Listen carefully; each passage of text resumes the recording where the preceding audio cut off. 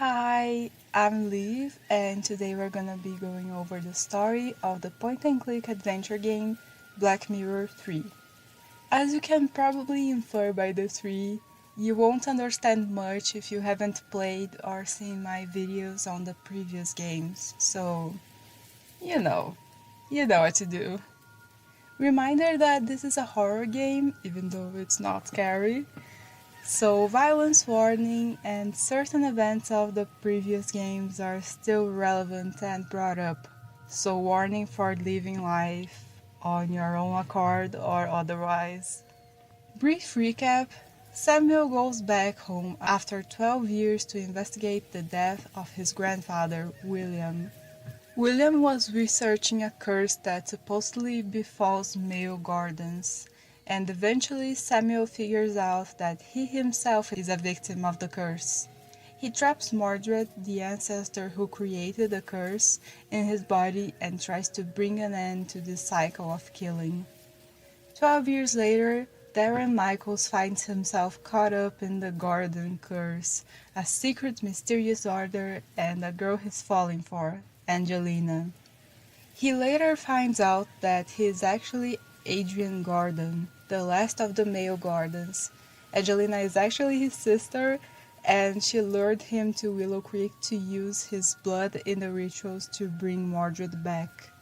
The game ends with Angelina falling to her death, but Darren clumsily spills his blood on the evil book and is possessed by Mordred.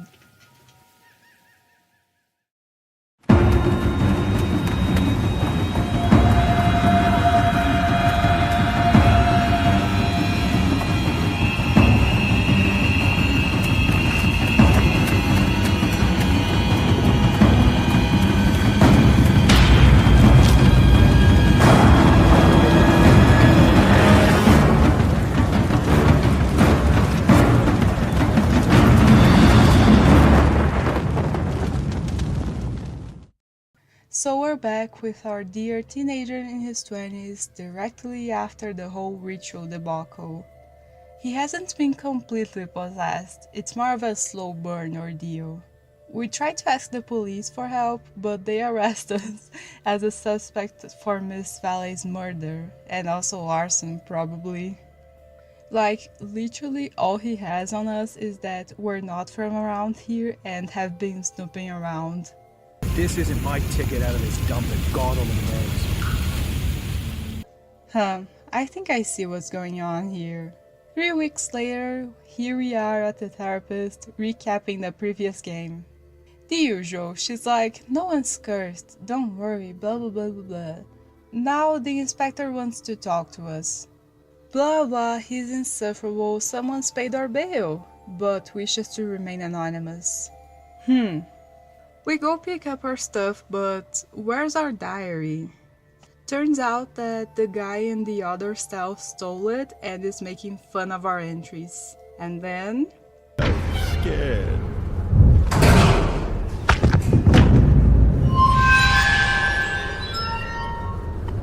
Just kidding, it was just a vision. But as any bully, as soon as we stop responding, he gives up. On our way, the constable gives us the lawyer's number. Free at last. Ooh, we got a whole new section of Willow Creek to explore. Anyways, we call the lawyer and he says that there's no evidence of Darren's wrongdoings, so we have to get evidence that he's innocent. And stay in Willow Creek. It would also be nice to have a look at our file, and there's also no legal confirmation of our identity as Adrian Gordon yet. Ooh, we can call a fortune teller!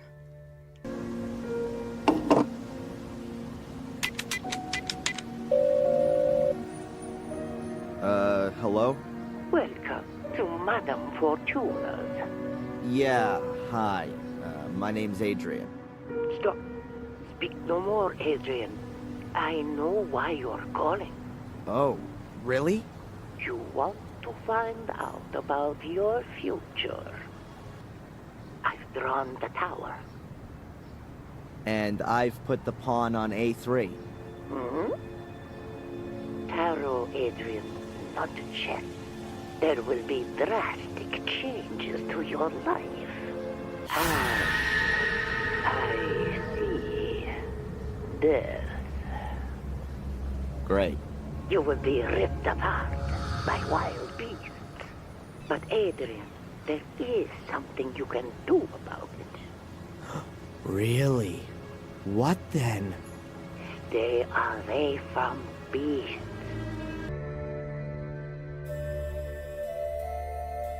Oh wow. Moving on.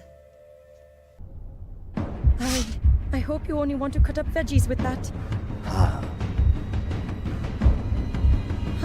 Sir?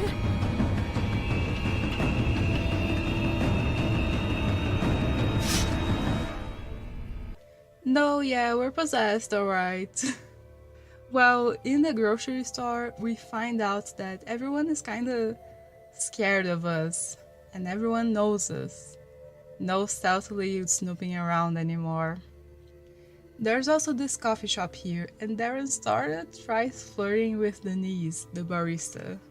And our therapist, Winterbottom. What kind of SpongeBob name is that? She was a colleague of Dr. Herman's and came to Willow Creek after the murders to offer emotional support. By the way, the whole therapist doesn't believe in the supernatural thing that's so common in horror stories. From my experience, actually saying that curses don't exist is overstepping their boundaries. As a very basic example, what if your religion includes curses and stuff? Good therapists can't just say that you're wrong. Anyways, just something I thought of. Well, Darren wants donuts, but Denise is saving them for Inspector Spooner in the back room. We conquer our want for donuts in our quest to hinder the inspector, putting the box in the freezer and freezing the lid solid. Another one of these flat days today. I could really do with something to lift me up a little. Edward could come along at any time. Better if we wait till this evening. It's not Edward. Give me a couple of donuts at least. Yeah, sure. I'll get you some. Conrad, your donuts seem to have ended up in the freezer. Yeah? But can't you bung them in the oven for a bit? The problem is, the lid's frozen solid. Ah, I get it. You want me to help you warm up your frozen chest?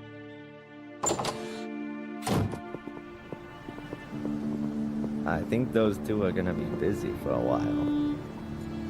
At the station, we fixed the photocopier in exchange for a copy of our files. But the officer here says that he'll send it to our lawyer. But we want to take a look. So we use this cardboard menu on the mailbox to catch the letter. How very clever! We find out that Victoria survived, but is suffering because of the smoke. Yes. That Murray lied in his testimony, saying that he didn't see us on Thursday when that was when he threw us out of the hotel, and that once again they don't have enough, more like any evidence to charge us. Well, let's go talk to Murray about the hotel's reputation. Ah, Mr. Michaels! We try to intimidate him into changing his statement, but he won't. The hotel's reputation, you see. Unless... I would like a photo of you. Well, nothing sensational. Maybe somewhere in the woods with a knife in your hand. So they can send me straight into the madhouse. No way. Okay, think about it. A watertight alibi for a tiny little amusing photo. It's not a bad exchange. He even gives us a camera, a backpack, and a free room.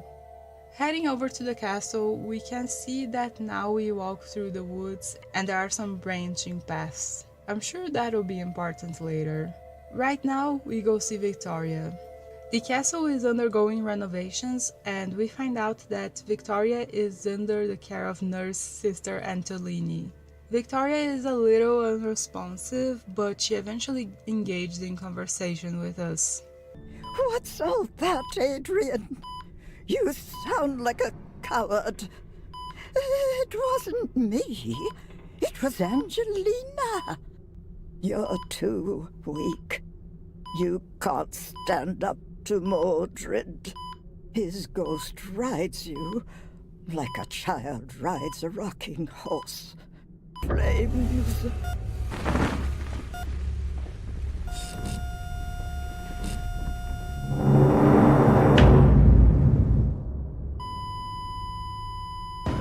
What have you done to her? Nothing at all. I've been talking with her, that's all. Another one of those hallucinations. Anyways, we take the selfie that Murray wanted, so now he'll go to the police and change his statement. We go take a rest in our room and notice this letter here. I can help you prove your innocence because I believe in your innocence. But I have to be able to trust you too. We can't meet yet, which is why I'm just gonna send you clues. If you want to take up my offer, then you'll find the first lead at your father's grave. On to the graveyard. In the church, we meet Mark, the gravedigger. We find out that the woods are particularly creepy and house wild boars. Fantastic! And that the murderers and people who quit out of life are buried by the north wall, and their graves are unmarked. It can never be that easy. Father Frederick is still alive, but he is traveling again. Leaving the church, it's night already, so we'll be back tomorrow. But... I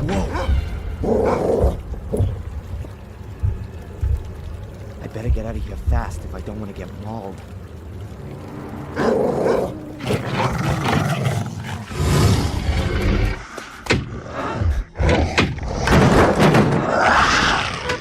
Okay, let's see what we can find in this shed. We find a box that belonged to Ralph. Mr. Bub is in there. I wonder what happened to him.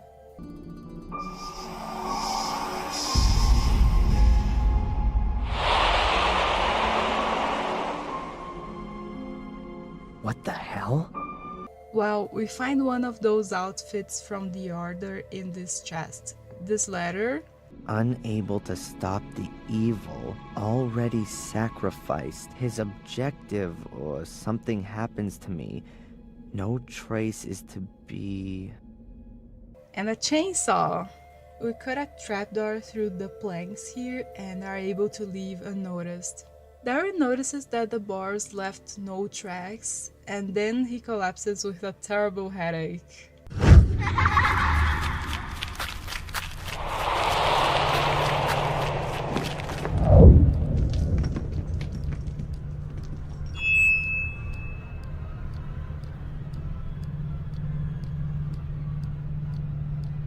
Describe what you saw. I saw myself as a child. I was playing with my sister in the woods. It's not far away from the castle. I could see it behind the trees. There was a man there, too. Could you make out who it is? No, he had his back to me. But something very bad has happened. What's happened? My sister, she's fallen in a hole. She's screaming. I ran to the hole, and I don't know. I can't remember. You woke me up before I could help her. I didn't wake you up, Adrian. You woke up of your own accord. It would appear everything in you is trying to fend off this memory. Seems you really want to suppress it. Perhaps you should tackle this memory in a conscious state. Try and find the place in the woods that you saw. You need an anchor in the present. If you say so. And with regards to the hallucinations, I've ordered a medication. It should help to suppress them. Very good. I'll take it. Okay, so apparently Murray found us passed out and brought us back to the hotel. What was Murray doing there anyways? Oh, and Winterbottom told us that the ghost we saw yesterday is a local legend about a lady in white who roams the woods searching for her son. Anyways, we gotta get the medication the doctor ordered for us because of our hallucinations by digging through Abaya's mailbox. Ooh, let's call the fortune teller again. She was right last time after all.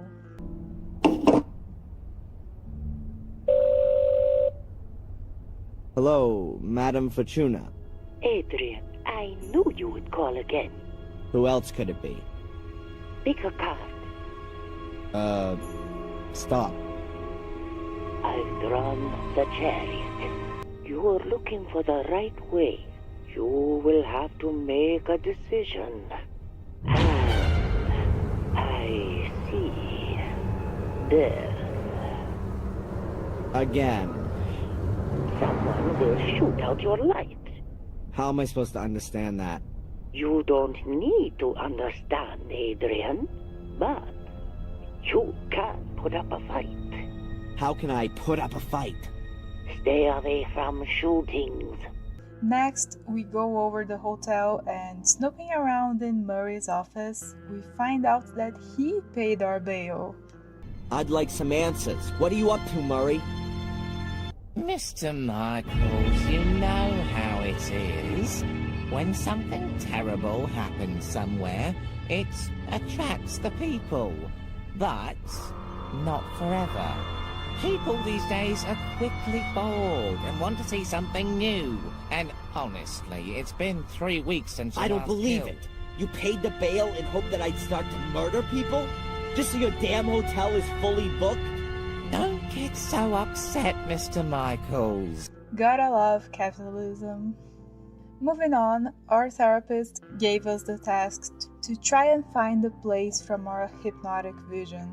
We have some visions by this gate here, but Darren's a little chicken who doesn't want to play with barbed wire, so we'll just have to deal with that later. Actually, hold on.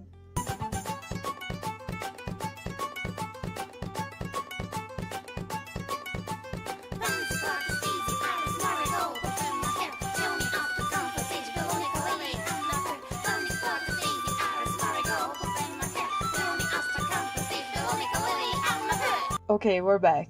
And oh, this leads to the old morgue. We tried to find the hole Angelina fell in as a kid, but if it used to be around here, it isn't anymore. Well, on to finally talking to Father Frederick. He doesn't really know which is Samuel's grave, but he gives us the list of burials from 1981, so I guess it's puzzle time.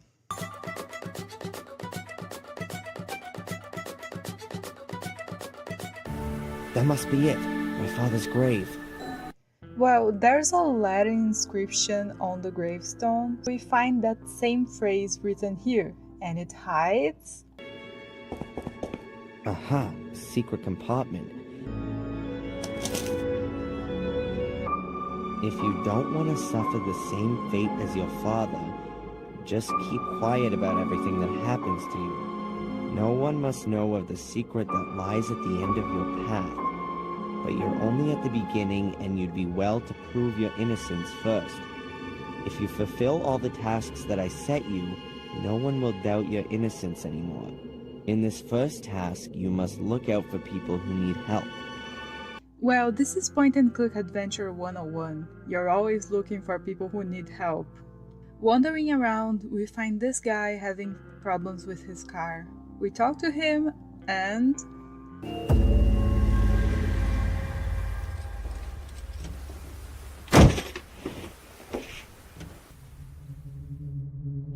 Jesus, what the hell is that? Help! Can anyone hear me?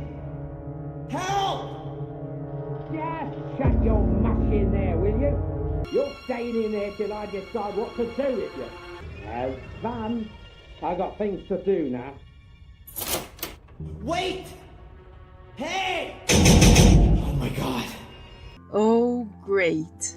This horror show just gets worse and worse. But luckily, the top part of this place is completely rusty, so we managed to get out. I don't see a significant improvement in my situation here. Shut up, Darren. Jeez, that's how you know someone isn't claustrophobic. Being out of the metal coffin isn't an improvement? By the way, I'm calling him Darren because he calls himself Darren. Like, sometimes he presents himself as Adrian, but he calls himself Darren, like, oh, yeah, so clever Darren, so I'm calling him Darren, okay? Well, we find some medical records, and I'm sure it won't be a huge surprise that Dr. Heinz Hermann issued death certificates without dates and with various causes of death to be used as needed. A marvelous tool, so small and yet it slices through flesh like butter. Okay, Mordred, calm down. Well, we mess around with the projector, I brute forced it, so I don't know what to say, finding the code to this box over here. In there, we find this letter. As I said already, I can't do anything with the photo. It looks like the person concerned has left the village, and is therefore of no further interest to me. You've already gotten too much money out of me for the pictures of the fire, so that's it now. I have a new job for you. As far as I know, the Fire Fiend will be released sometime next week. He's a ticking time bomb that could blow up again at any time. Perhaps we could encourage him a little. Watch him, don't let him out of your sight. I want you to write down everything he does. Further instructions to follow. M. M? M. That can only be Murray. That, deserves the worst. There are gonna be some serious consequences. On to more pressing matters, we fix the intercom and move the projector to face the door. This way, when we lure Phil down here, he'll be blinded. Then...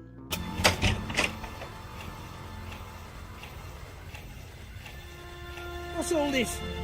Turn that light off!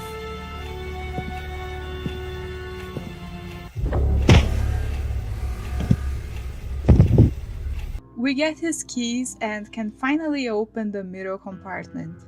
Ralph's in there, and looking in pretty bad shape, as if someone cut him up.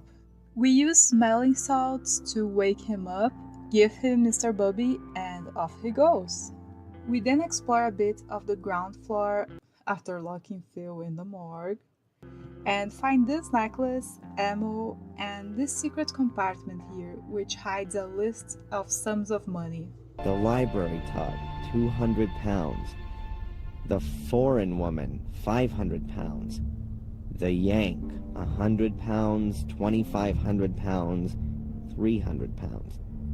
I think Yank must refer to me. What's that all about? Some kind of bounty? Is that why Phil locked me up? To get money? There's an M and a tick after each sum of money, but not next to the one for the foreign woman.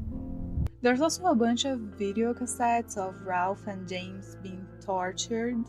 Hope Phil dies of starvation down there or gets sick because of the rotting flesh.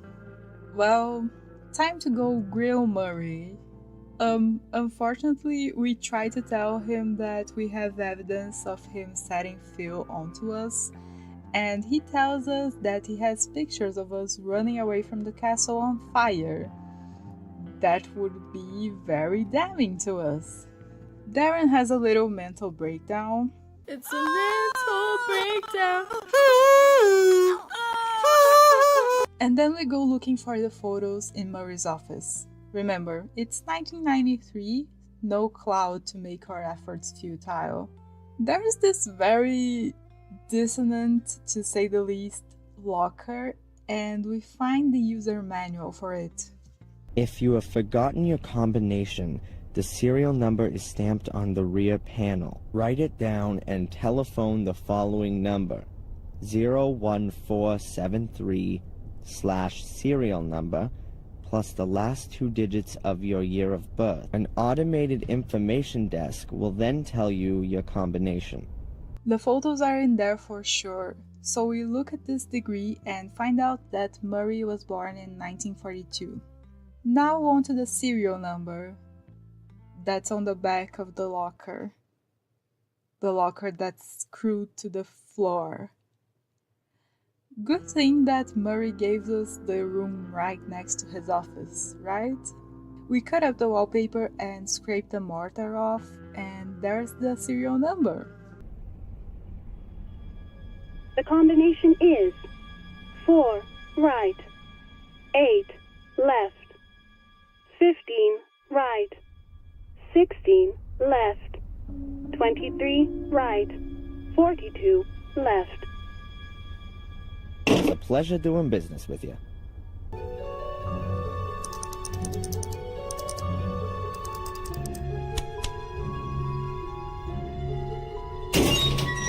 Ta-da!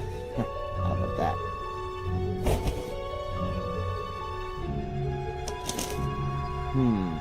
Various photos of different people. Denise and Spooner doing... Oh, and here's one of Matt taking a leak on the police station. Is that why he was in the slammer? I'll get rid of all this crap the next chance I get. There's something else in the envelope. Bingo! Reliable photographic evidence. And it doesn't prove my guilt, but Angelina's. Caught in the act of arson. I gotta show this to Victoria right away. It'll convince her of my innocence. I just need to avoid running into Sister Antolini. She'd be sure to send me packing again. And Murray was just bluffing. There aren't any compromising photos of me. Alright, on to Black Mirror. There she is again. The white lady from the shack. What? Oh, she's coming closer. Whoa, she's floating like a ghost. What if she is one? Keep calm, Darren. At least it would be better than one of those hellhounds. A friendly ghost is actually fine, particularly when it's so beautiful. Or so sad. Should I follow her? Into the realm of the dead, or what? Oh, whatever. I've still got a whole packet of Halo Paradox with me. If the whole thing gets a bit too crazy for me, I'll take one.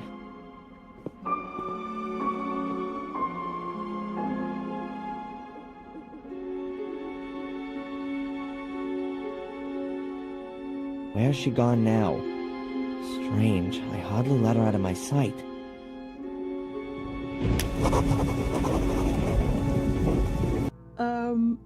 Thanks, Ghost Lady.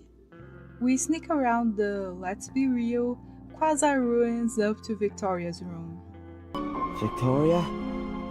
Please wake up, Victoria. What? Who? Adrian? What are you doing here? I told you, I don't want to see you again. I'm sorry, but I gotta talk to you.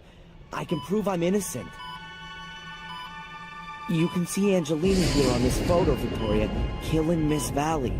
Here, look at it. Angelina? But why? I don't understand. Angelina also gave the order to set the castle on fire. And she killed Sally, Catherine, and Lewis, all just because of Mordred's curse. She needed my blood, because only male Gordons are capable of activating Mordred's power. You knew about that, Victoria. Please don't tell me you didn't know. But she was my little Angelina. How could she do something like that? I was hoping you could tell me that. Well, now that we've made up, Victoria clears some things up and recaps others. And she tells us about the ghost. The woman you saw is Maria Gordon, Mordred's wife. She can find no peace, not for centuries. She wanders the woods of Black Mirror because she's searching for her child and Mordred's. I've seen her too. What happened to the child? All right, what I'm about to tell you has never left these walls. And it would be good if it stayed that way.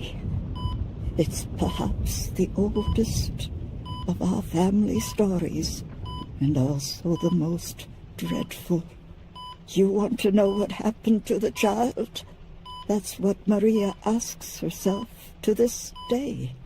All we know is that Mordred took it away because he thought it wasn't his biological child.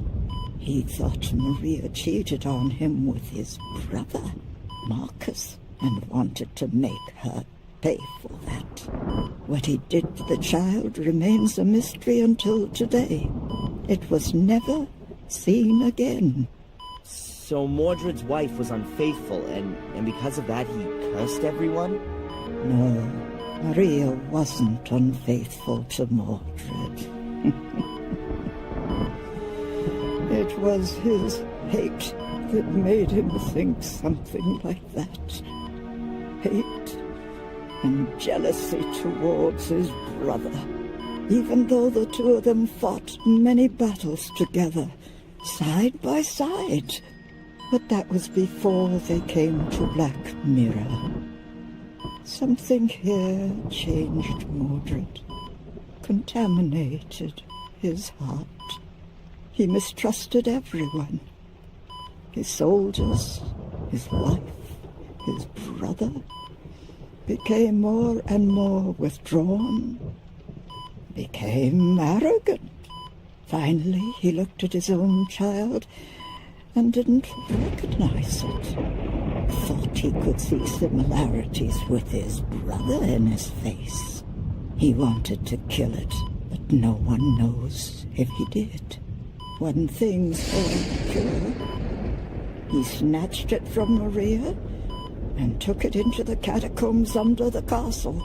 In her desperation, Maria called for Marcus, begged him for help. For Mordred, this was further evidence to support his suspicion. Marcus came, challenged Mordred to a duel, and killed him. But he didn't find the child, no matter how he searched. It was as though he'd disappeared. And then a bunch of stuff that we already know, blah blah blah, the curse. And then Victoria confirmed our identity as her sole heir. Yahoo! Mordred is inside me? Dude, you didn't know? So we have to keep resisting Mordred. He'll get stronger, and we'll get weaker. How can I prevent Mordred from controlling me? There are only two ways to banish him. Mordred's vessel must be destroyed. You know what I mean by that. I guess you mean the Samuel variety? A little jump from the tower, directly onto a pointy iron fence. Sounds tempting. It's certainly the easier option. Really? What would the difficult one be then? You have to go back to where everything began.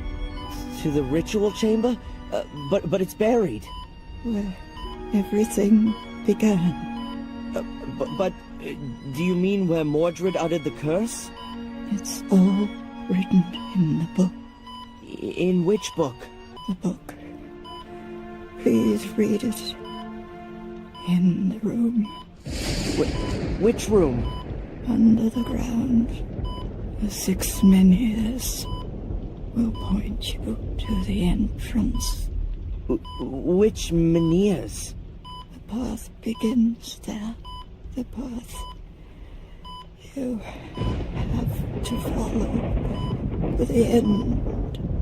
To the very end. Do you mean the big stones around the castle? Stop there. Search at the menhirs. Adrian, promise me. Yes, I'll do it. Promise me.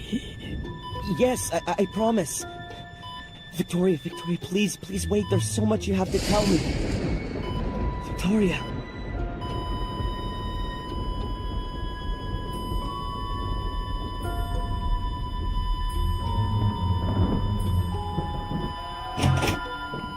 What are you doing here? How did you get She's here? dying. Do something. Quick! Leave now.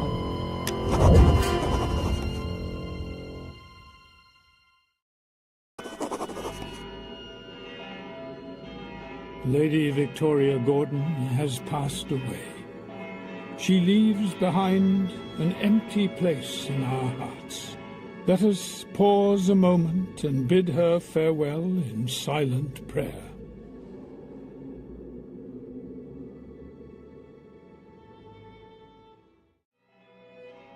Adrian, my sincere condolences. Thanks. Your great-grandmother was a quite extraordinary woman. Yes, she was. Upright and of good heart. Yeah. It's a pity I only got to know her so late. Better late than never. You are Lady Victoria's only kin, and therefore her sole heir. You can now move into the castle and take some time to reflect, to find some peace, Adrian. And say farewell not only to your great-grandmother, but to your old life, too. If you need any help, you know where to find me. Thank you, Father Frederick.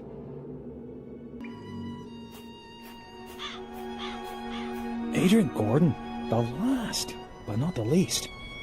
Or maybe he is. Lovers of the heart. Heading back to the castle, the workers want to know if we have the funds to pay them. So we'll check out the finances later. Checking the mailbox, we've received another one of those notes.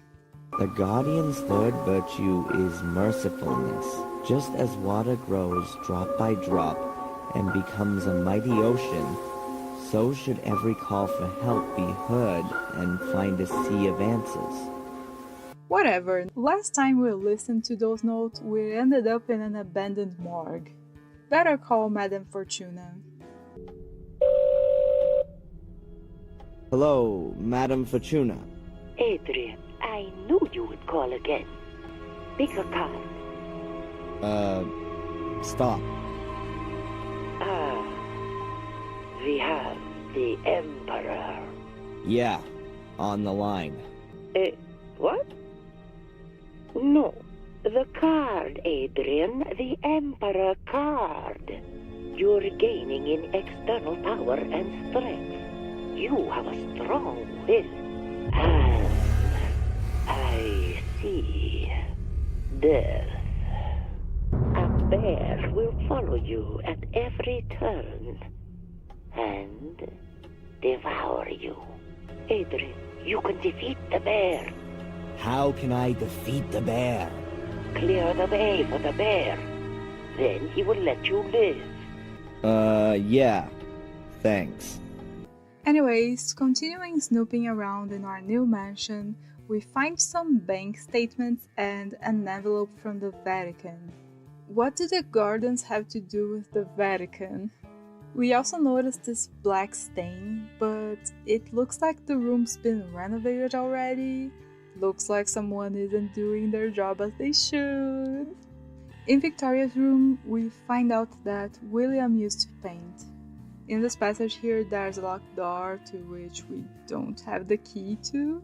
And in the greenhouse, there's a weird-ass carpet. In a greenhouse. Huh.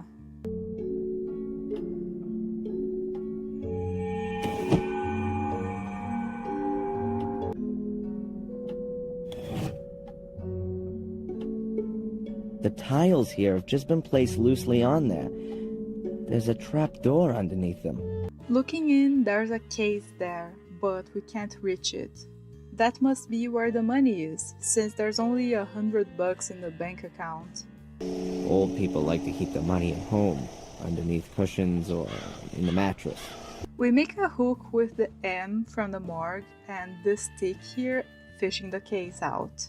In it, there's a 10-pound note, a bottle of wine, and a notebook. Aha! Here on the first page it says, Henry Stanton. What did our Henry write about then? Well, that's interesting. He appears to have been some kind of informant. At least, he recorded everything meticulously when he saw any castle residents in the tea room. It's 3 o'clock p.m. Tea time ends. Victoria forgets to close the horse again. 3:15 p.m. Bates checks the lock. Note, the key is hidden at Old Durgham Gordon. 4 o'clock p.m. Tea room empty. Use the opportunity. 4:30 p.m. Visit of Dr. Herman. Oh, by the way, we can't sell the castle for some reason, like it's in the will, and every 3 months, a considerable sum is transferred to the Gordon bank account, but by whom and why, we don't know. Another update? Why are you drilling holes into the castle? Oh, it's simple. The foundation walls are full of water from extinguishing the fire. They sucked it up like a sponge.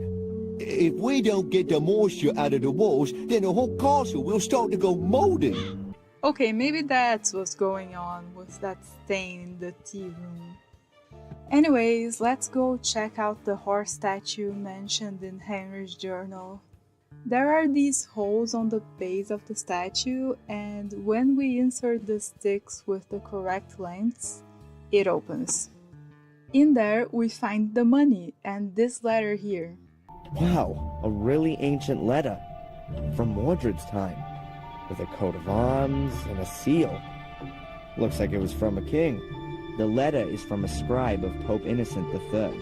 It contains instructions for further procedure in terms of the incident with Mordred. Letter from the Holy Father Pope Innocent III to the faithful follower Lord Marcus Gordon, Duke of Blackmere. Esteemed Lord Marcus Gordon, I am writing in great anguish concerning the developments in the case of Mordred. My instructions regarding further modi operandi are to be carried out immediately as follows. Firstly, I demand the utmost secrecy and the sealing of all entrances to the ritual room. Furthermore, an academy will be established to conduct more thorough research into the possibilities for the 5 small portals. Concerning the large portal, all records and documentation are to be sent to the Vatican immediately, as the very foundations of Christendom would be shaken should its existence become generally known. Any talk, thoughts, or writings regarding the Shade Portal shall be deemed an act of heresy and shall be punished in accordance with the rules of the Fourth Lateran Council.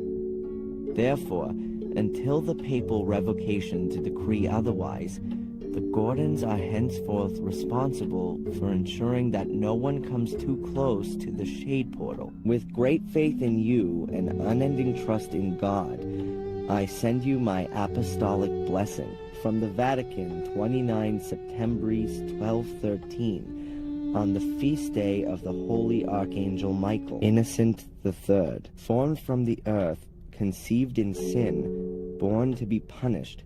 Should man commit an evil act that is forbidden, a shameful act that ill behooves him, a vain act that is of no use, he shall in the end become fuel for the fire, food for the worms, and a heap of putrefaction. De miseria conditionis humanae, on the misery of the human condition. Someone has written something on the back, but the writing doesn't look as old as on the front. The menhir in the hall must be hidden. The menhirs that stand around the castle seem to be directly connected with the demon gates. I wonder if that's what Victoria was trying to tell me before she died. I should note down the location of the menhirs on my map. Oh, okay. Let's just deal with the workers' pay and... Huh? The telephone. Who could that be? Hello?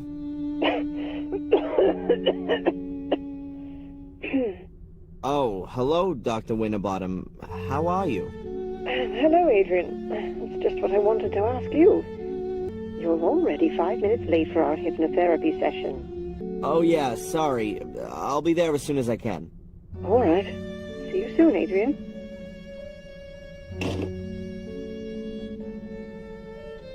Geez, can't have a moment's peace around here.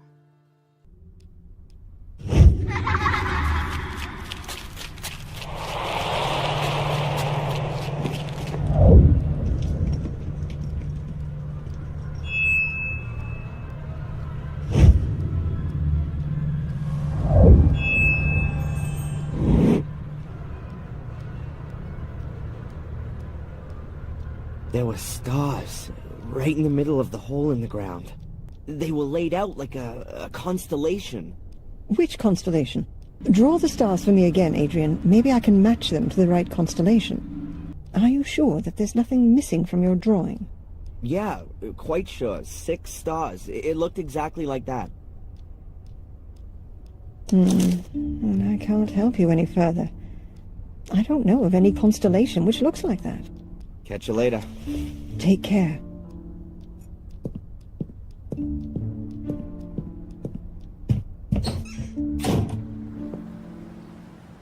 Oh, Mr. Michaels, it's good you're here.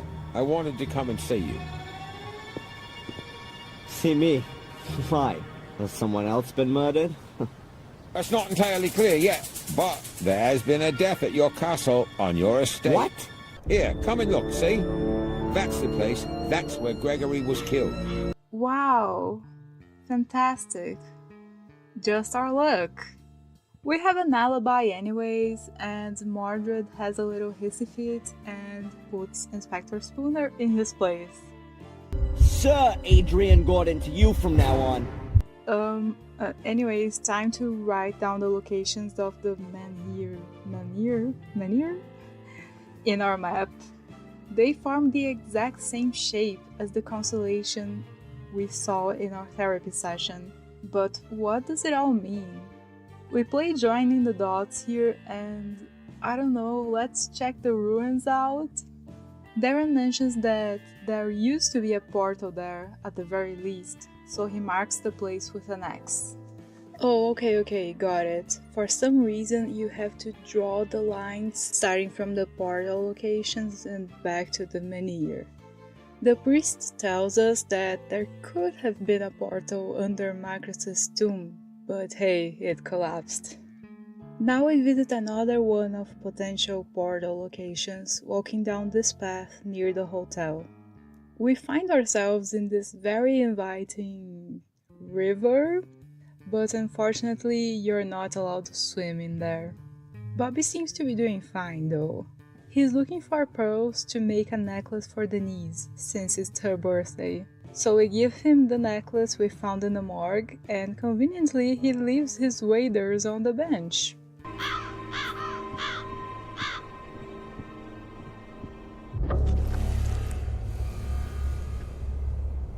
Ah! It's just a piece of flotsam with a raven sitting on it. Nothing unusual. Darren's going crazy, mayhaps. Anyways, let's see if these menhirs guard a portal. We can see some steps leading to the bottom, but I don't think anyone is gonna dig up gravel from the bottom of a river for who knows how long to get where it all began. Let's check this trail by the morgue, since our map seems to point to it. But the portal here also sunk into the swamp. We do get a metal detector for our efforts though. We go to the morgue for parts to repair it, and there we find... Whoa, jeez!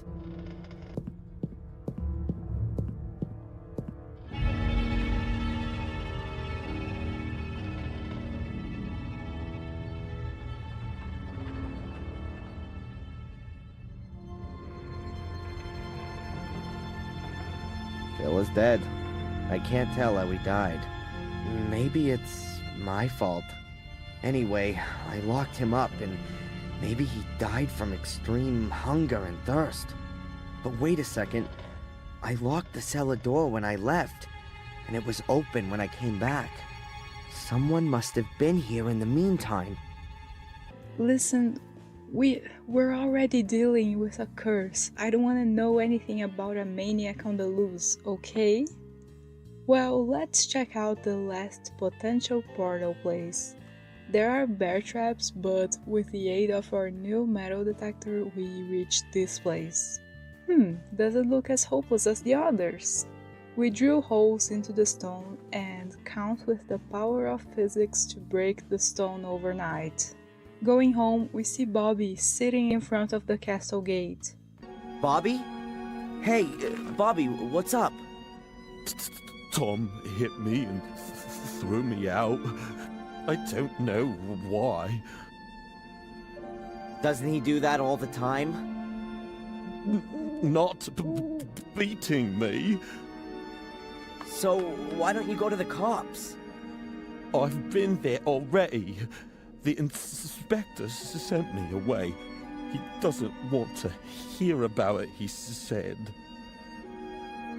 The police sent me away too. She said I shouldn't complain. And now everyone's sitting in the pub and won't let me in. So we're off to defend our boy. Tom, calm down. You shut your mouth. I want to know where the hell you got that necklace from. Why should I tell you that? That's I lent that to a friend as a deposit. It wasn't to be given away as a present. Damn it. Friend? Since when has Bobby been your friend? What's he got to do with the necklace? He gave it to me, just before, for my birthday. What? That can't be. I'm gonna kill that idiot. If someone's doing some murdering around here... Then that'll be me. What the hell is that brat doing here? Listen to me carefully now, you stinking, brainless waste of space. If you ever touch so much as a hair on Bobby's head again, you wish you'd never been born. Do you understand? Oh, your lordship commands. Just you wait. Hey, come on, get the handcuffs out. He's gonna kill Phil. That's enough now. You're completely drunk. I thought your brother was the stupidest of the two. Because you're not just his brother, you're his father, too. But now I'm sure it must be the other way around. Well, Mordred isn't so bad after all.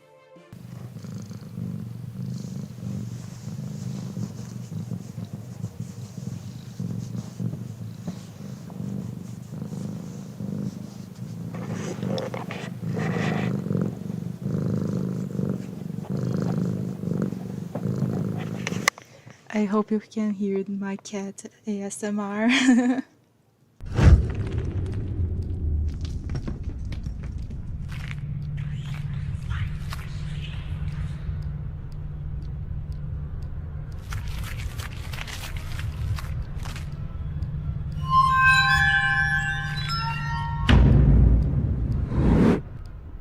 Damn, Angelina. She was really evil from the very start. Those black eyes, like a demon, a witch. I think your subconscious is processing your relationship with her. No, that's not my subconscious. I'm remembering this encounter. Her face. What kind of mirror was that? And where was it? The crevice, remember? I climbed in there to help Angelina. There was a large room down there, and this mirror was in it. Perhaps it was a cave with an underground river, and the reflection in it was simply distorted. No, I'm sorry, Doc. A few days ago I would have believed you. But this time I'm completely sure it's not just my imagination or some kind of trick by my subconscious. It really did happen. Excuse me for a moment.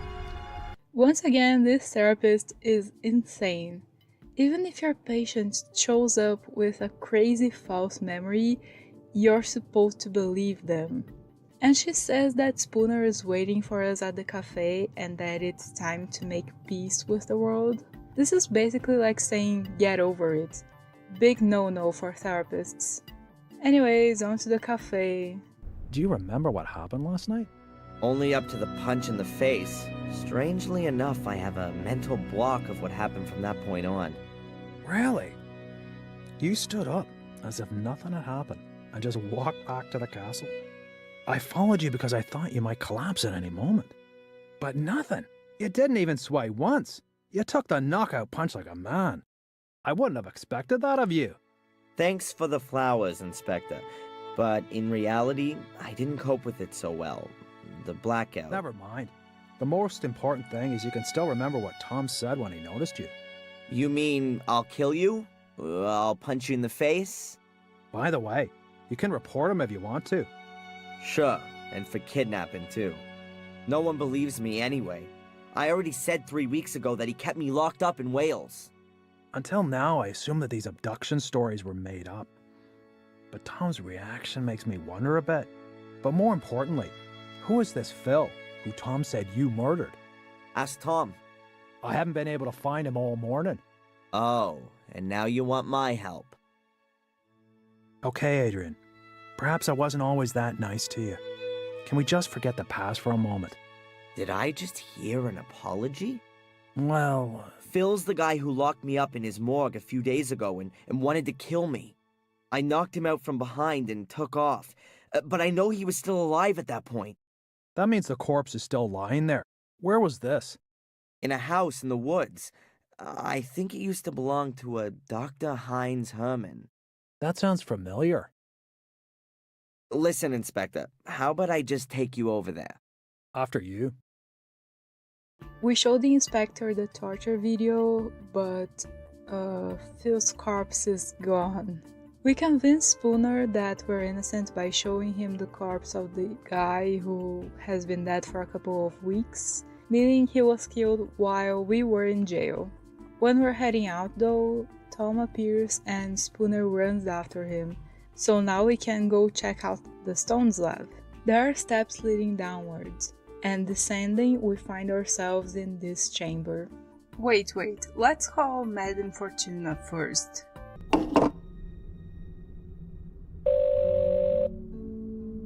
Hello, Madame Fortuna. Adrian, I knew you would call again. Pick a card. Stop. I've turned over the moon. Something has been awakened in you. You will have to transcend the boundaries. But you will receive a deep, intuitive understanding in exchange. That sounds a bit scary. And I see death. You'll shatter. Ah. But there's a way, Adrian, for you to survive. Just one. Yes, I'm listening. Stay away from heights. I'm sorry, Madame Fortuna, that won't be possible. We use this ladder to cross the chasm. There are some hieroglyphs here. We copy them to ask around for someone who understands them. And turns out that Edward knows about this kind of stuff. You're interested in ancient history?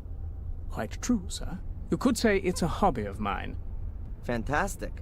Could you take a look at this and tell me what you make of it?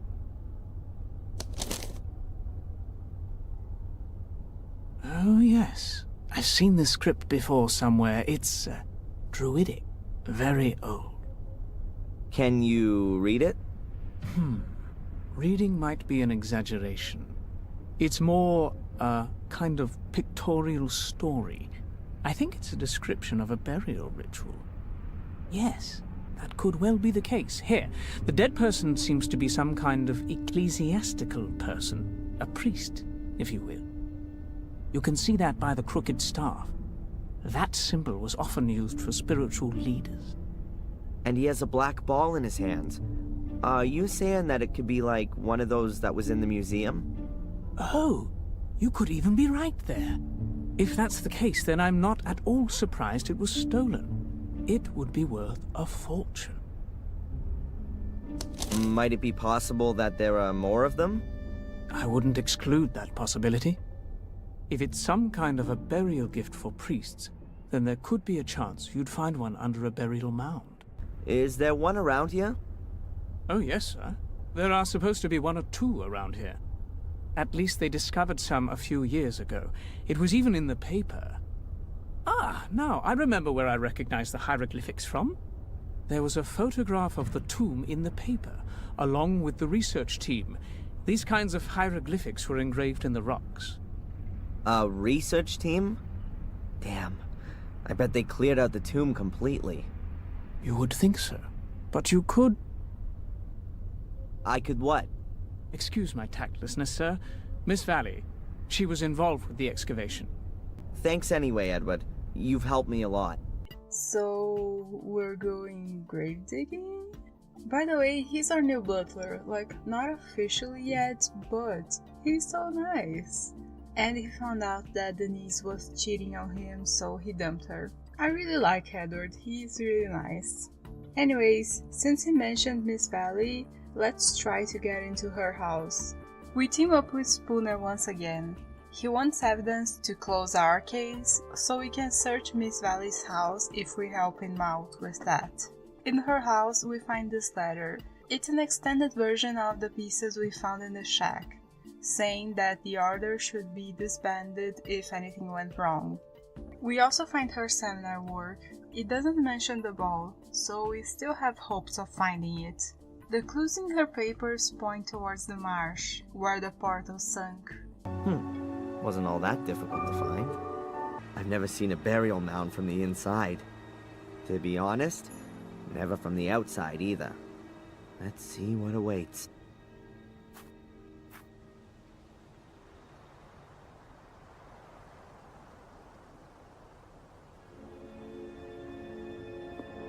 It smells old here.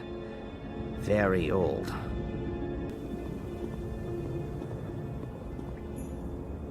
All empty. Nothing to be found. It's not worth it. I'm not gonna find anything like this. Mordred would definitely have known where to look. How come I'm not getting a vision now? Hey Mordred, where are you when you need it? Just a minute. That's not such a bad idea.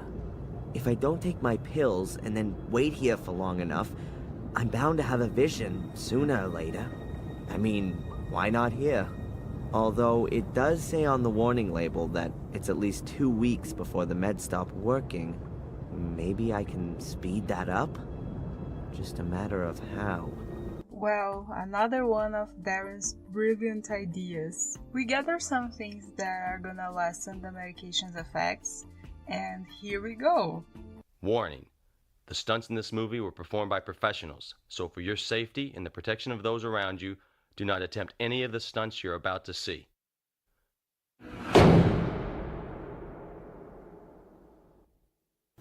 Ugh. This is working better than I thought.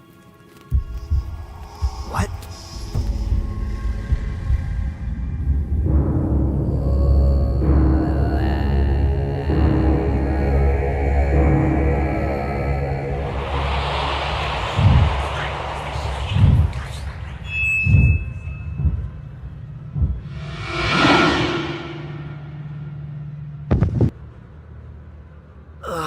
My head. Great, we're not dead and we find them all. Now we can open the portal.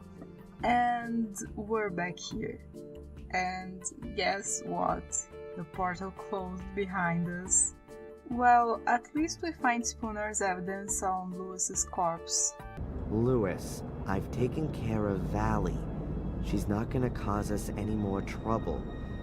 You deal with the people at the castle.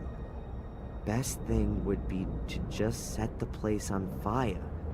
Just make sure that the American comes out of it at least half okay. I need him alive. Bring him to the academy as quickly as possible. I'm gonna try to be there with Catherine ahead of you. You'll get your money as soon as I've got what I want. Angelina. We just have to, get out of here. Using the camera in the gaps of the rocks here, we can see that there's a dead hand holding another one of those balls.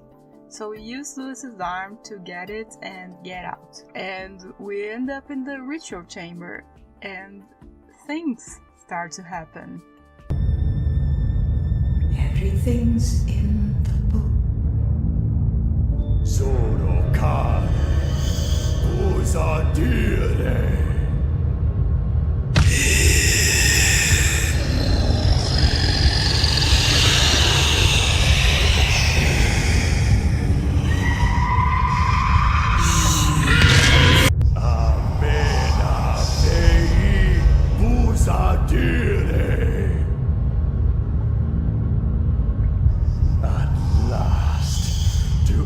a body once again. What unimaginable power. Now I can complete my work.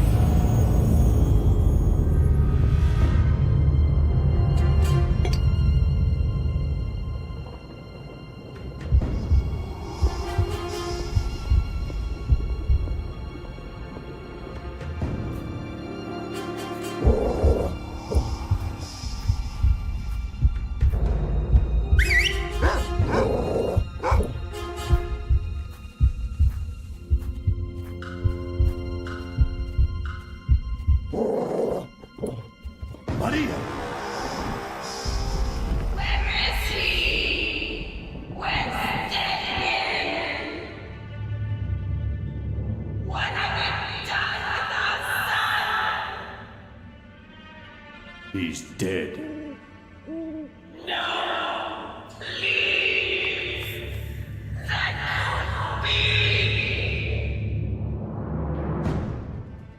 He was too weak. I wanted to make him stronger. He could have been much more powerful than I.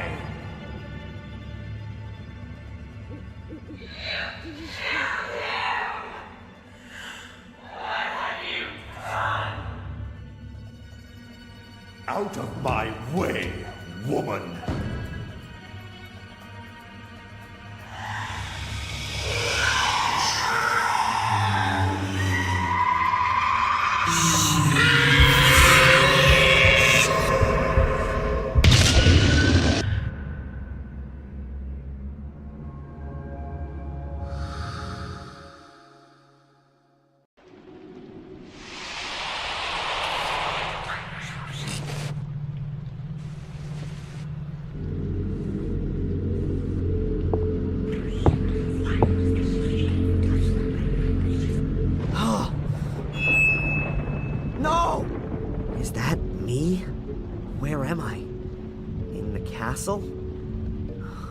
This has to be the locked room. How the hell did I get in here?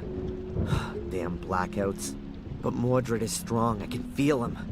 I don't have a lot of time left. Darren is desperate, so he tries to end it all just like his father, but then Sister Antolini stops us. Okay, time to get some answers. Who sent you? And why? My employer is the Vatican. The Vatican. There I was, thinking it couldn't get much worse, and the church comes knocking at the door. I was sent here because we had been informed that Black Mirror Castle had burned down. It was apparently just a routine mission. I was to sort out legal matters and release the funds for the Gordons to rebuild the castle. But then I found out that Victoria Gordon was on her deathbed, and that Angelina was nowhere to be found. My task then became to secure the Gordon's inheritance and to minimize the effects of the curse, as best I could. The effects of the curse? The Gordon's inheritance? Adrian, your eyes. Yeah, I know. They're black. What do you know about the curse of the Gordons? Mordred wanted immortality and power. He somehow entered his soul in the mirror, but he was caught during a ritual by his brother. Shortly before his death, he cursed Marcus's descendants to collect souls, in order that he could be called back into life with them. And it would seem it worked, judging by your eyes. Collect souls? You mean kill people? Yes. You're wrong. I haven't killed anyone, and still Mordred lives. As far as I can gather, your twin sister, Angelina, did that for you. We got it all wrong. Angelina was originally supposed to take over the Guardian role. We didn't know anything about you. What do you mean, Guardian role? You mean to guard these portals, right? That is the Gordon's inheritance. The Guardians are people of pure heart, who were chosen by the Church a long time ago to guard the Black Mirror. The Black Mirror? Yes, a great mirror, which also serves as an ancient portal and lies deep beneath the castle. Marcus Gordon took over this duty and passed it on to his children. But how should a Gordon stay pure of heart if they're all destined to murder? Your family has produced more Guardians than it has murderers. Only Marcus's descendants are in a position to resist the Black Mirror. We still don't know why. However, we don't have any time now to research the exact reason for this, and then find an alternative Guardian from outside the Gordon family. So, I'm definitely your last hope then. How do you know all this?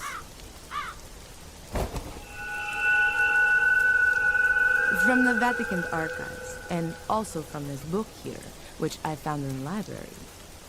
It's the Book of the Guardians. There are no longer any Guardians of pure heart here, just Mordred. Adrian, right from birth, you were destined to become a Guardian. Without Angelina, Mordred's curse would never have passed over to you. Victoria would never have wanted nor permitted you to kill yourself. Do you want to simply ignore her final wishes? Adrian, if you're going to kill yourself, everything could only get worse. If there were no longer any Guardians, then the Black Mirror would be open to all. The mirror would enslave the weak and bring Mordred back into the world of the living. And the Black Mirror will be unprotected. Did I understand that correctly? I'm the last Gordon of Marcus's lineage, and therefore also the last Guardian? But I can't guard the portal because a cursed part of me, the Mordred part, wants to open the portal. And if I kill myself, the portal can be opened because there are no more Guardians. Something like that, yes. So, what do you suggest? An exorcism in the church. An exorcism? It's an ancient ritual. Long before there were Christians, ghosts and demons were being cast out of people. It works. You only have to believe in it, Adrian. I'm possessed by the devil. Don't talk to me about belief. Okay, I'll do it. Thank you, Adrian. And now let's go to the church. We should complete the exorcism before nightfall.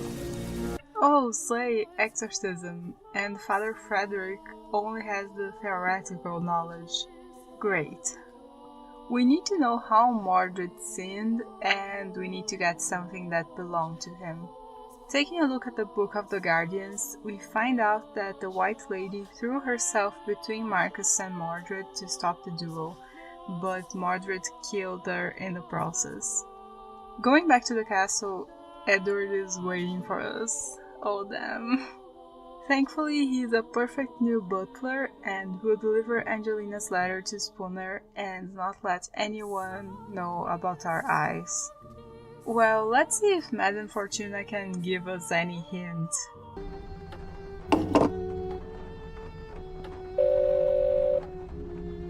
Hello, Madame Fortuna. Adrian, I knew you would call again. Who else could it be? Pick a card. Stop.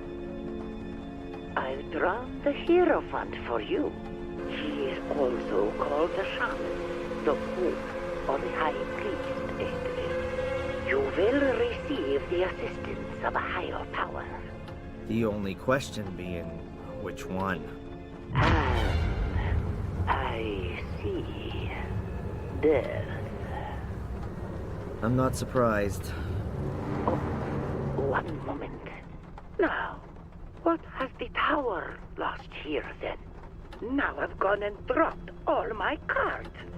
Just a minute, Adrian. Could that maybe mean now that I'm gonna fall from a high tower?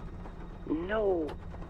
How do you come to have a silly idea like that? Ah, now then. I can see it clearly. Death will touch you. Or also, maybe not. Okay, that's enough. Thanks. Damn, okay then. We grabbed Mordred's book, so now we have a personal item and know how he sinned. Exorcism time! Okay, so what happens now? Just lie down here and trust in Jesus, our Lord.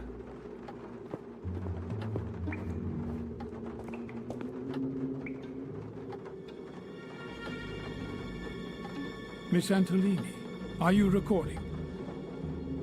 This is the exorcism of Adrian Gordon. Present are Father Frederick, pastor of the Church of Wormhill, as conducting exorcist, and as witness and doctor, Prioress Valentina Antolini. It has begun. Let us pray. In nomine Patris, Patris, et Filii, et Spiritus Sancti. Amen. Amen. Most glorious Prince of the heavenly armies, Saint Michael the Archangel, defend us in our battle against principalities and powers, against the rulers of this world of darkness, against the spirits of wickedness in the high places. Come to the assistance of men whom God has created to his likeness, and whom he has redeemed at a great price from the tyranny of the devil. We know your name, demon, you that calls itself Mordred. Release Adrian, I command you in the name of our Lord. Stoop down in pure spirit. Mordred, you who made yourself guilty during life and therefore remain guilty in death and beyond, go to the hell in which you belong. Go into purgatory, where you should burn sinner for all your deeds. Behold the cross of the Lord. Mordred, you who has raised a weapon against your brother Marcus, you who murdered your wife with a blade of your sword, Maria, whose soul has found no peace since then. Behold the cross of the Lord. Guilty you are, Mordred, and guilty you will always be. Bow beneath the all-powerful hand of God. Release Adrian and go there where you can receive the vengeance of God.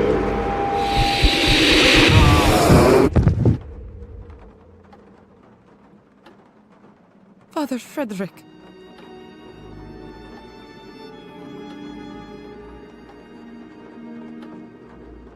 I saw it.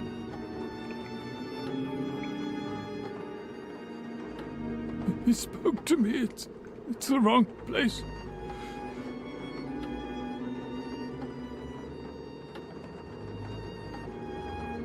There's nowhere for him to go here. Not from this world.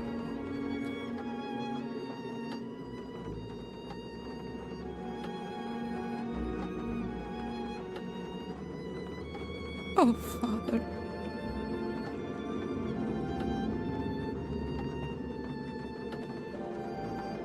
Adrian. Adrian, wake up!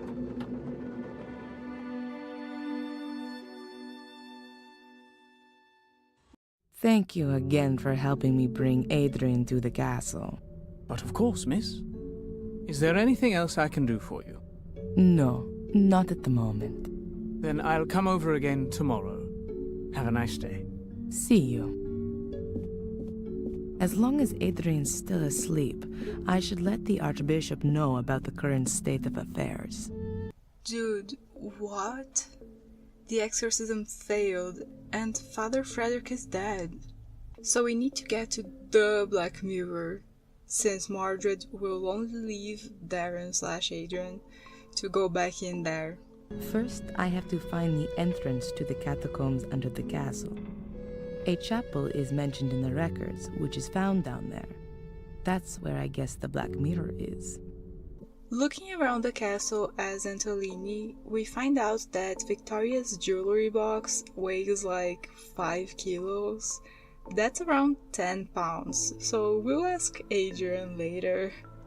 Very carefully using the matches with these columns in the library, we notice that there's a draft. Huh.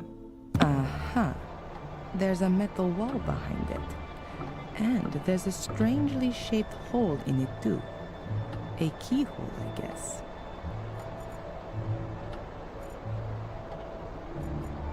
The hole is the shape of a cogwheel. A normal key definitely doesn't fit in here. Going back up, Adrian has woken up, so we catch him up with the exorcism news. He opens the jewelry box and we get this sword hilt. It's probably the key to the catacombs, but one of the rubies is missing. Valentina also tells us what exactly the Black Mirror is. So what actually is this Black Mirror then? We think it's a kind of portal. And where does it lead? Nobody knows exactly, and it's a dangerous thing to investigate. Mordred tried, but the Black Mirror enslaved them. What we know for sure is that it's older than anything else on Earth. I thought it might have been built by pagan druids or something like that. It's much, much older than that. The druids used it for ceremonies, yes, but they definitely didn't build it. It's been there since the dawning of time, so they say. The mirror attracts evil, or how should I put it? Absorbs it. According to the old druidic scriptures, there were regular human sacrifices. Apparently, the altar table in front of the Black Mirror portal was already drenched in century-old blood back then. The souls of the sacrifices are drawn into the mirror, but only if they're absolutely evil. The soul of a good person cannot enter the mirror. It seems to be something like... yes, like... The gateway to hell, perhaps? Yes. And no, not just the gate, but the mirror too. Glancing into it reveals the innermost self. It reflects the soul for everyone to see. Evil can also break out of the mirror. That's why life in the castle is so dangerous. It's right within its sphere. Mordred was changed. The spark of evil that always smoldered within him was fanned into a blazing fire. She also says that she wrote the strange notes as tests to see if we could be a guardian.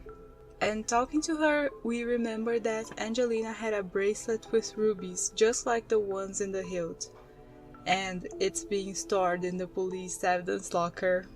Anyways, before anything else, let's call Madame Fortuna. Hello, Madame Fortuna. Adrian, I knew you would call again. Pick a card. Stop. I've drawn the death card. Why doesn't that surprise me? Adrian, don't worry. Death means that you'll release yourself from all the ties. You'll experience a transformation. Well, that certainly cheered me up. And I see there's a lightning bolt. A bolt flashes down on you. Stop. The death card again. Adrian, the cards are correcting me. I see a deluge which will suffocate you. Oh, no. Oh, another death card. Adrian, I see darkness. You will be devoured by darkness. How many death cards have you actually got there? Just one in the major arcana. Oh, I fixed up several tarot packs. That must have happened yesterday. Oh, no. I'm sorry, Adrian. I have to call someone back urgently. Okay, madam, I think you should take a break. Luckily, with the case closed, The police doesn't need the evidence anymore, so we easily get the bracelet back.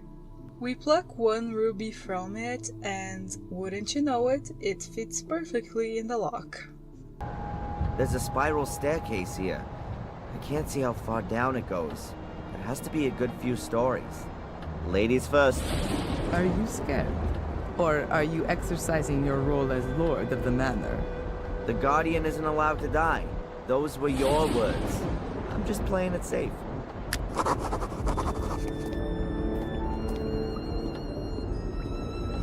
That's supposed to be the catacombs?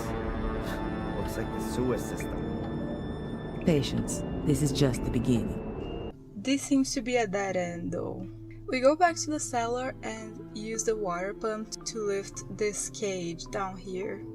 It serves as a sort of elevator down into a watery depth. So we go in there to see what's going on. Ah, great, a timed puzzle. Pressing the correct tiles, we fall here. How this whole castle hasn't turned into a giant sinkhole, I will never know. In this chamber, we have this chaos puzzle that, I'm gonna be honest, I didn't understand, so yeah. Luckily, we get to solve this labyrinth puzzle first, which is really cool and I did understand. These shades are gonna possess us if we walk into a room that is dark and is adjacent to where they are. They're scared of light though and can't pass through doors. This map shows the number of doors that must be opened in each room here for the light to be turned on. Our goal is to search these 3 coffins here without having our soul being taken. This is a really great puzzle. You have to think and really work as a team because, like, I think I haven't mentioned it yet, but in this chapter you can switch from Darren Adrian to Valentina. So you really have to work as a team and really think like, okay, if I open this door, the light in this room is gonna switch on and then the shade's gonna go there. You know, you really have to think and I really like it. We get the stuff we need, leave unscathed, solve the scales puzzle to get the keys to the door on the left, and we find a chapel containing Mordred's and Maria's graves. We press some buttons on the altar, which, like, you just have to follow a story that's engraved in the altar. And then...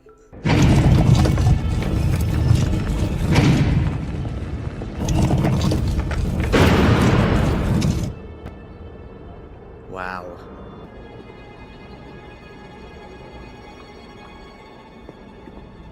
We're definitely not in the catacombs anymore. This looks more like an alchemy laboratory. I've been here before. Mordred? No, as a child. I've got a kind of faint memory of it. Have a look around. Perhaps it'll come back to you more strongly. Yeah.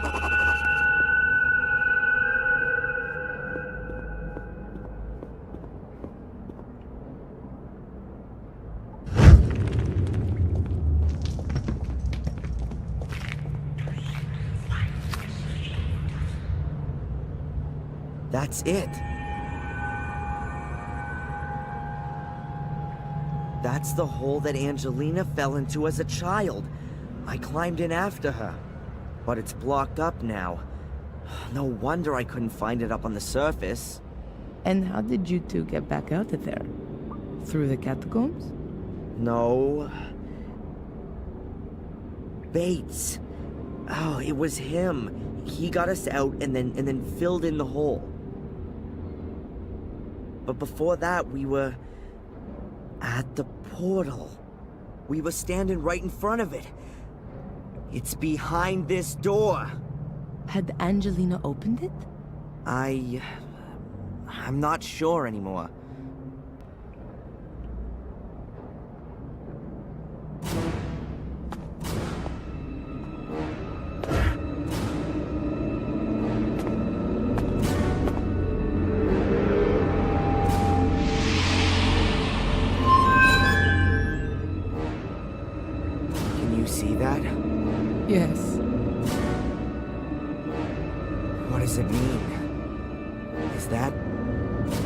Mordred?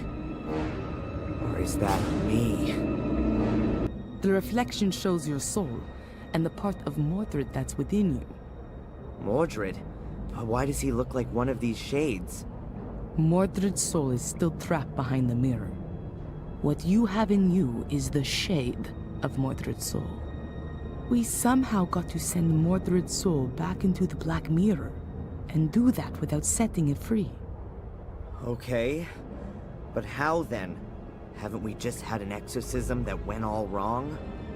No, not an exorcism. We need something else. Are you sure there's nothing in Mordred's book you've overlooked? Yeah, absolutely. I can show it to you if you want. These pages. There's some writing appearing. That must be Mordred's notes. But how come there's something there all of a sudden? The mirror must have activated it, maybe?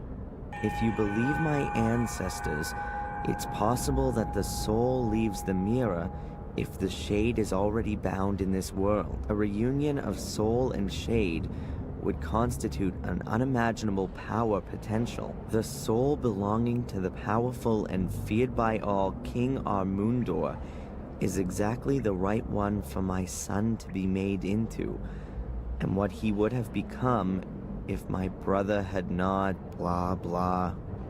The guy definitely would have benefited from a few sessions with Dr. Winterbottom.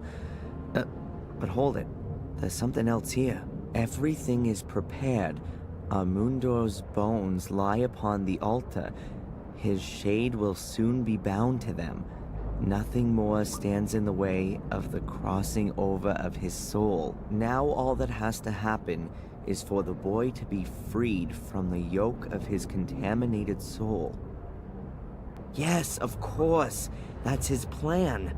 He's lured me here so that his ritual can be completed, and his soul can cross over into my body. That's exactly what the curse has been for. Only Mordred hadn't reckoned with his soul shade landing in a guardian's body. That's the only reason you've held out for so long. But that doesn't help us all that much. If we release the shade that's inside me, Mordred's soul will then enter me. Shh, Adrian. I think I got an idea. Let me think about it for a minute. What is on the other side? Only Mordred's soul? Or has Adrian got one of those soul shades as well? A shade is created in every case when somebody dies. But not in this world, but behind the mirror. Mordred wrote that a soul could leave the mirror if its shade was already bound here, which is exactly the case here now.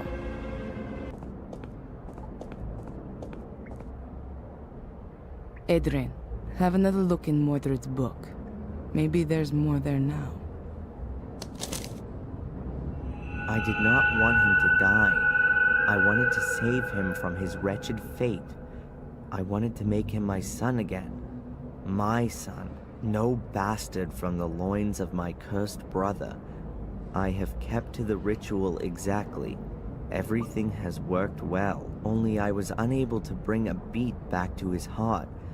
I tried everything, all in vain. From now on, I am quite alone. There is no one whom I can initiate. Marcus has taken everything from me, and now I shall take everything from him. I must make haste. My sword. First, I have to conclude the experiment with it. It appears that I have created a shade for it. That could mean that I can use it on the other side. If I succeed in crossing to the other side without dying, then I will rule both sides. Strange as the black stain on the blade, since its contact with the other side, the black is spreading inexorably. Rituals, experiments with a sword. What the hell was Mordred doing here? It sounds like he was trying out an ancient druidic soul transfer ritual on his own son. A soul transfer? He simply murdered him. Does it give the procedure for the ritual in the book by any chance?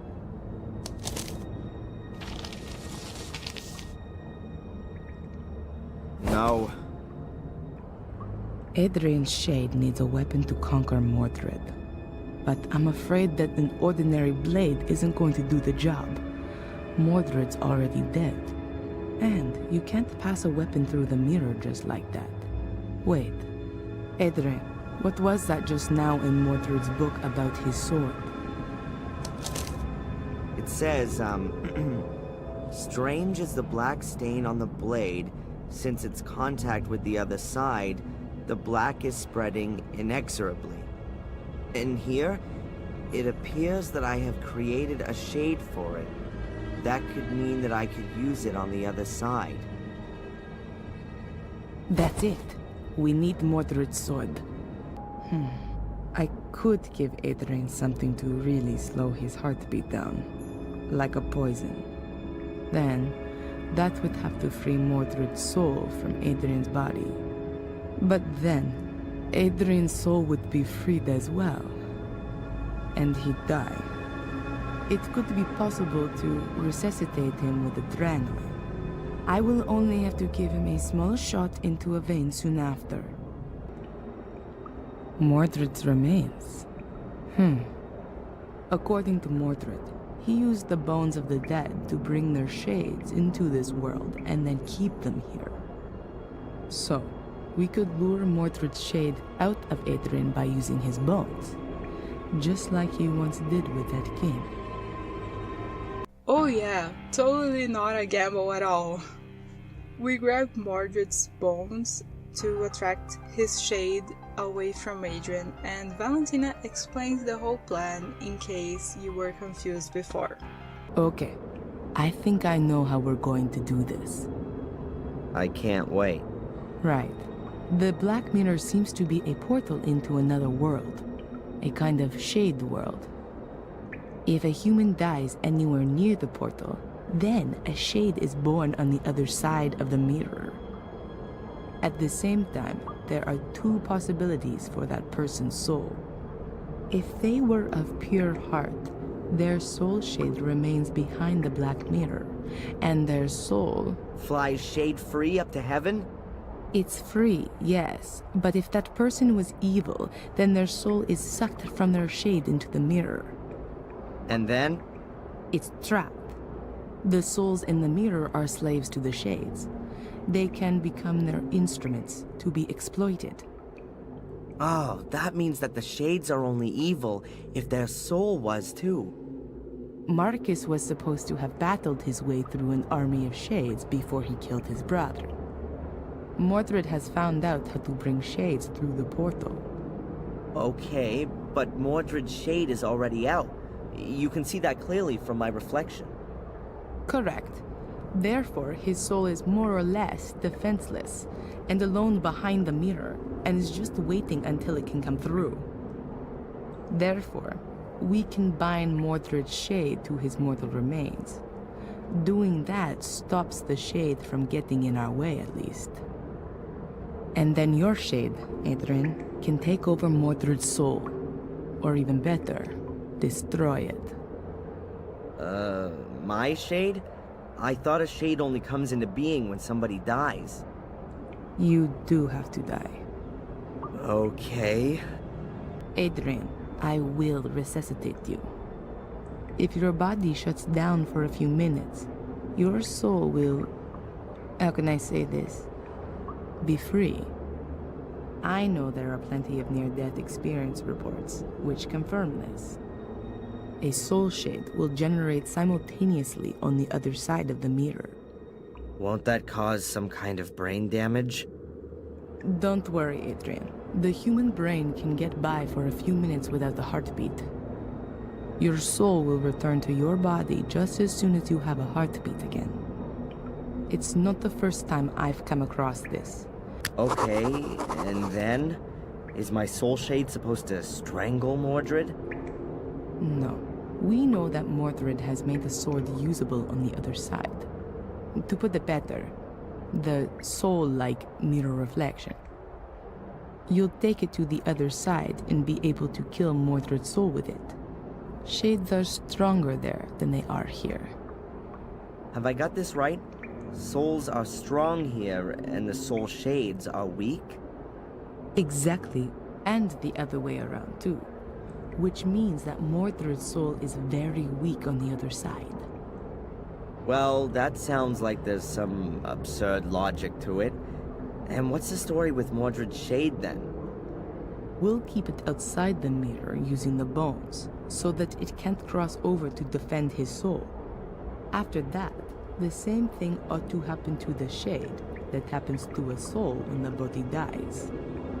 It'll go back into the mirror. But there would still be a problem. Yeah? You need Mordred's sword, and apart from the broken tip. I don't know where that is. In the book, there was something about a blackness that came out from the sword, spreading itself even further. Of course.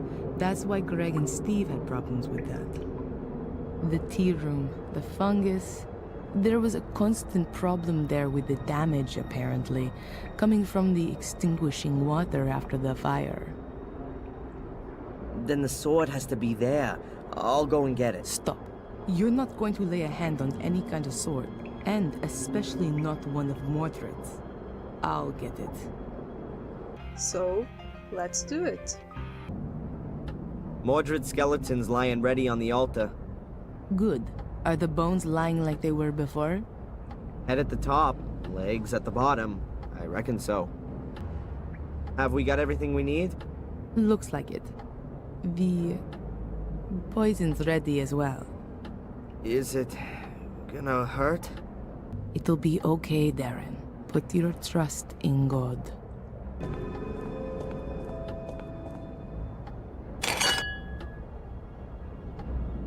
Good. You have to drink this. Wait.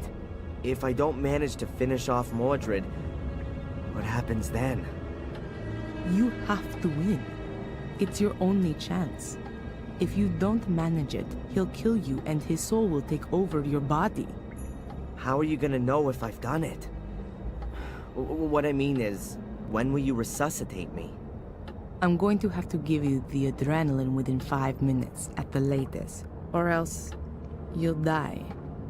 Adrian, you have to do it. All right. Valentina? Yes. See you later. Yes. See you later, Adrian.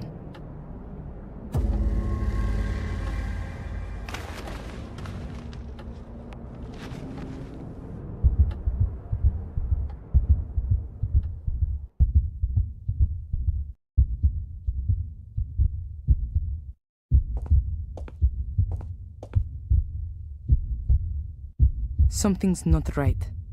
Oh god, that's Mordred's soul. And that isn't Adrian's soul shade.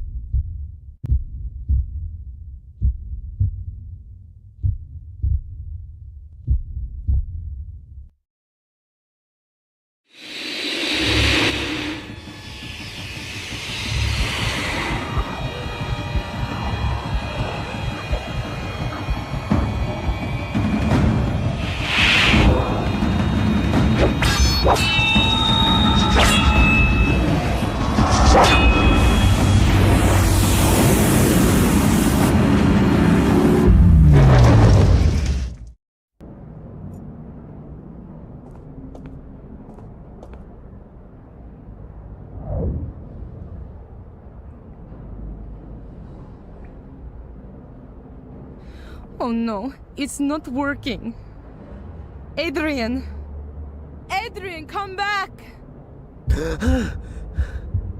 Thank God, you're alive. What happened? I feel sort of different.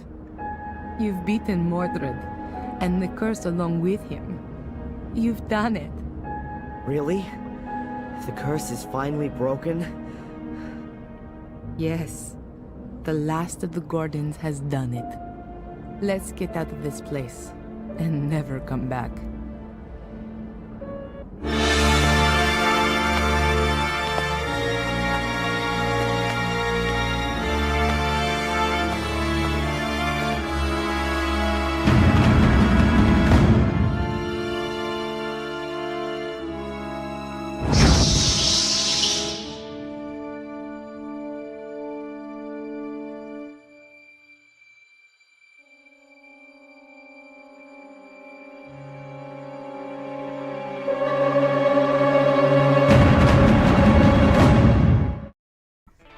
that's the end. As I mentioned in the previous video, I'm partial to these ancient forgotten ruins and lost secrets, so I love that the third game really veered in that direction. Yeah, that final scene did feel kinda rushed, but like, look at this game, I don't think it was them rushing the development. Like, this game is 15 hours long, you know what I mean? I think that in that moment we were supposed to be in Valentina's shoes, so that's why it was kinda, oh, that's it. We do get a bonus of Adrian fighting Mordred in the Shadow Realm in the gallery section. I'm gonna show it to you here.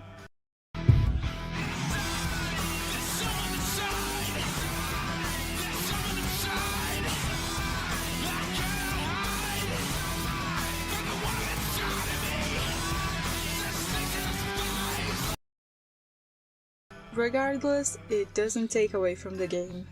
Once again, I loved Darren/Adrian. He wasn't as fun as in the second game because, you know, things got real, but I still really like him. Once again, the puzzles are really innovative and things you don't really see anymore, like the shadow puzzle and marking the menhirs on the map and then connecting them to find the portals. And there were no slide puzzles, if my memory still works. See, it is possible to make a point-and-click adventure game, puzzle game, without them. I also really like where the story went. Of course, anytime an unplanned sequel comes out, there's a good chance that something is gonna go awry. But I felt like everything that happened was within the realm of believability that the first game established. The story never really jumped the shark in my opinion. And even considering that I'm not a fan of the Darren Adrian is actually a Gordon twist, I wasn't really thinking about it. Some stories just aggravate the aspects you didn't like, but with Black Mirror 3 I was like, yeah, okay, Adrian Gordon, whatever. Oh, there's also this last bit of lore here. And how are you getting on? Pretty well, I think. I'm done with the main points. Now I just have to get everything across into the Book of the Guardians. Do you want to have a look for yourself? If I may. Here, I'm not sure about this last point.